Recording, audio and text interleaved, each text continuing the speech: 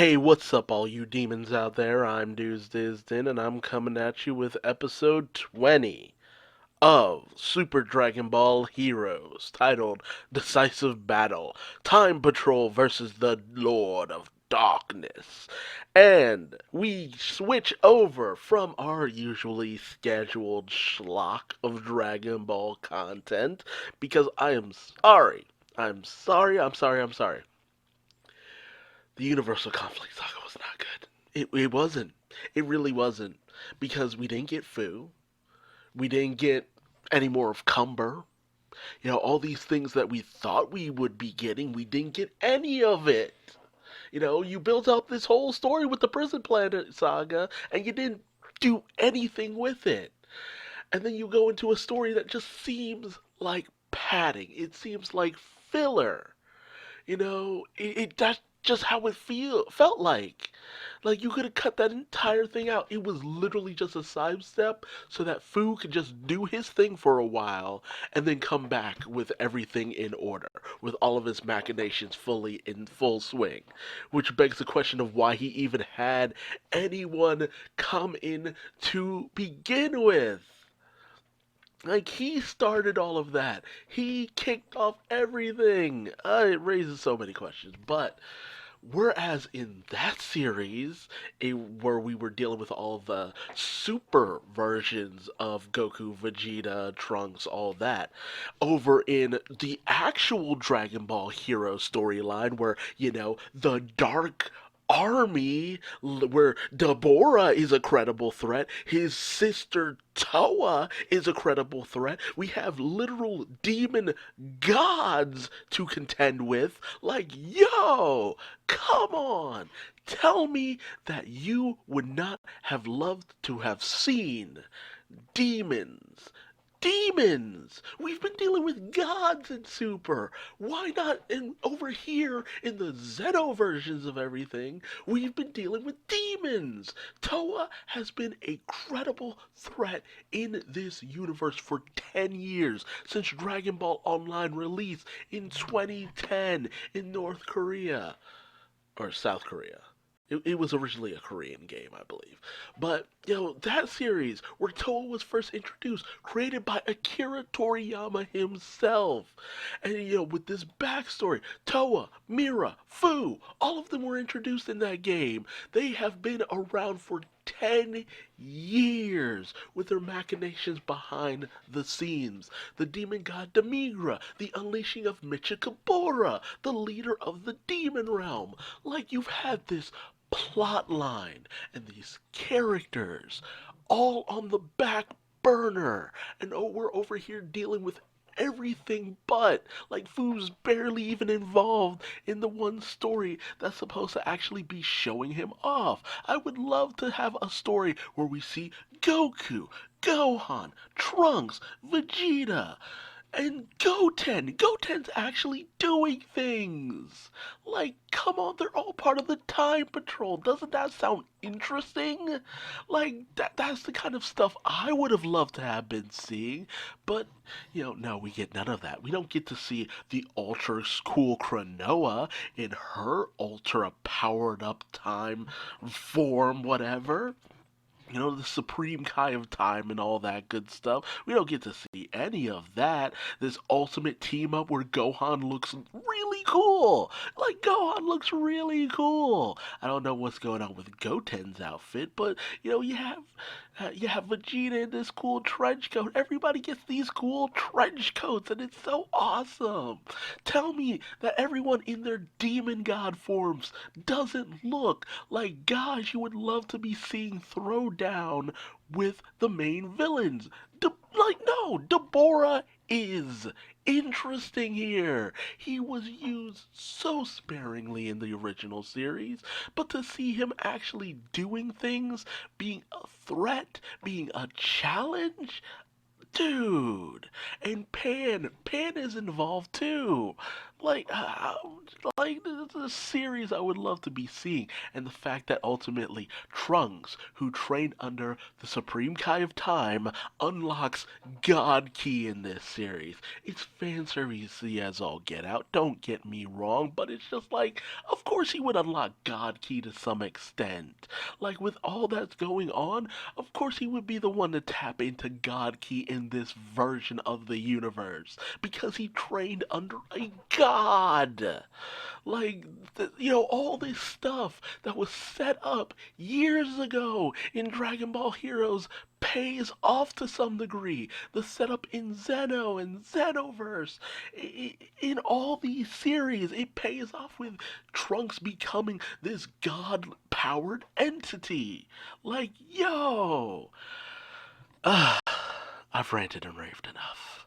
Let's jump into the actual episode. Like 5 minutes of me ranting. If you stuck around this long, bless you. Bless you. Now let's get damned as we head into the bowels of the dark machinations of the Dark King Mechikabura, as it is episode 20, Decisive Battle, Time Patrol versus the Dark King, as our heroes, namely Vegito, Trunks in his god power with the key sword, which is able to slice through demonic energy. You have Gohan, you have Pan, you have Goten, who unfortunately are on the sidelines, but they put in their effort. They put in effort, and but you mainly have Vegito and Trunks trying to go in on Mechigabura, who is in his ultimate powered up form. If I remember correctly, he stole power from Kranoa in order to reach his most powered form. And you have him going toe to toe with Vegeta. He's getting the upper hand on Mechikabura. And it's even worse for Mechikabura because Trunks is coming in with the one thing that can seal Mechikabura away. Forget Vegito. Trunks is the real threat here, and I like this because they have to work together. Vegeta just going in, demolishing Mechikabura is one thing, but they have to seal him away in order to dispel the dark energy that he has unleashed upon the world. And so Vegito gets the upper hand, manages to down Mechikabura. Trunks ends up having the key sword infused with power by Kranoa so that he's able to go in on Mechikabura, slicing him down the center, which is his literal signature thing to do, slicing dudes in half, and he slices through Mechikabura. Mechikabura ends up sealed away, and they end up having Toki Toki, the time being, dispel all of the dark magic that Mechikabura has unleashed upon the world, and and keeping him from just completely taking over Universe 7. Well, this version of Universe 7. Yeah, doesn't that sound like a pretty cool plot line? Doesn't that sound like a plot that actually would have had a whole story arc unto itself and been a cool storyline to see in real time? Because I would have loved to see that. I would have loved to continue watching that. I would have loved to have had that going on after Dragon Ball Super ended. But no. The day is saved. Our heroes' 10-year battle with Demigra, Toa, Mira, Mechikabura, the Demon Realm, the Time Breakers, the Dark Army, all of that has finally come to an end. The Xeno Warriors are congratulated, namely Kranoa congratulates Trunks. He says he couldn't have done it without Goku and Vegeta, and they have a nice little pat on the back. Well done, you did a great job. Congratulations.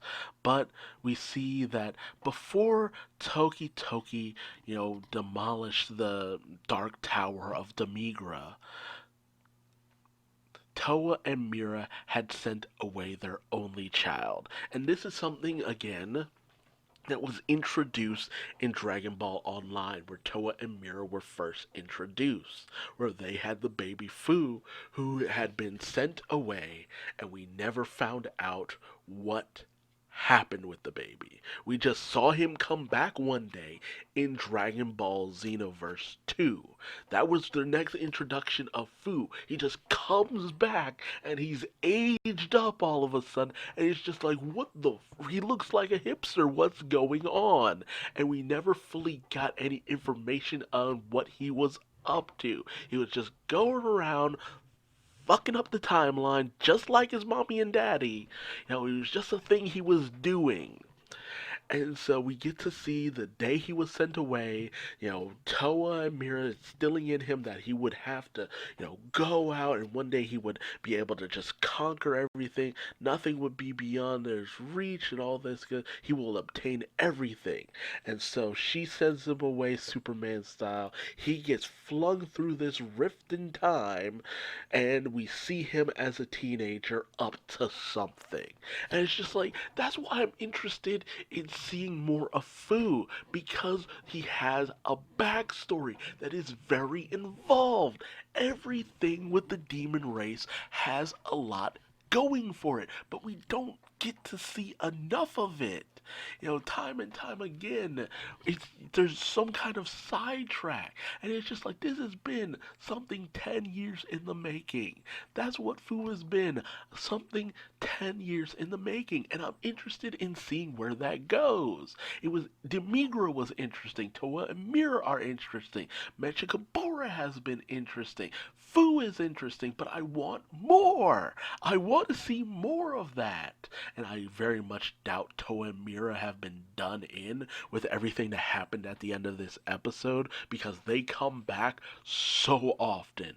I have never seen just side characters like them, characters who were just specifically developed for a game, just stay so prominent because they've been involved in so many games and their machinations have come back in so many games.